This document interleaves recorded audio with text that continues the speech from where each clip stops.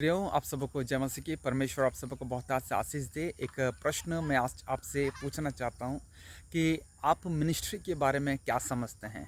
जब लोग आपसे पूछते हैं कि आप क्या करते हैं तो आप लोगों को क्या कहते हैं। और अधिकतर लोग जो प्रभु की सेवकाई में हैं वो अक्सर यही कह देंगे कि मैं मिनिस्ट्री में हूँ, अर्थात मैं प्रचार करता हूँ। मैं मिनिस्ट्री में हूँ अर्थात मैं ट्रैक डिस्ट्रीब्यूशन करता हूँ। और केवल मात्र प्रचार को ही अधिकतर समय हम समझते हैं कि हम सेवकाई में हैं।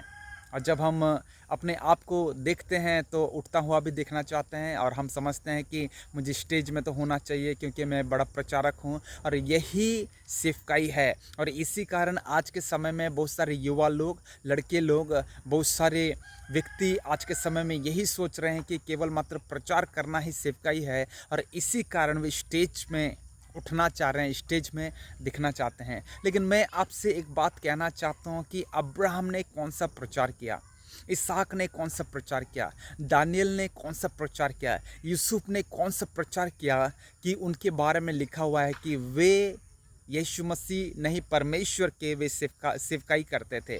मेरे प्रियो, सच में जब हम पुराने नियम को पढ़ते हैं तो हम समझ पाते हैं कि परमेश्वर की आज्ञा को मानना या परमेश्वर की अधीन आना ही सेवकाई है, ना कि केवल मात्र प्रचार करना। हाँ, नए नियम में एक महान आज्ञा हर एक विश्वासी को दी गई है कि जाओ सारी जातियों को, लोगों को चेला बनाओ और उन्हें पिता पुत्र पवित्र आत्मा के नाम से बपतिस्मा दो और उन्हें जो कुछ यीशु मसीह ने कहा है उन्हें सिखाओ। लेकिन हमारे मन में केवल मात्र प्रचार ही नहीं होना चाहिए।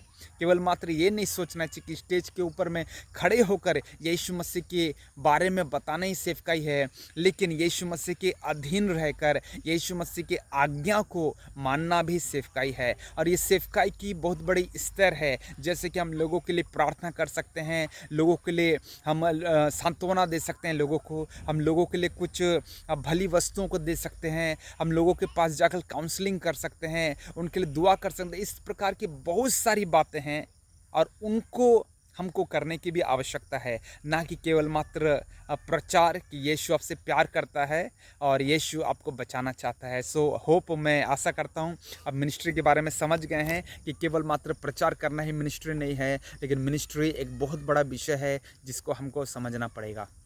परमेश्वर आपको बहुत आशीष दे। God bless you.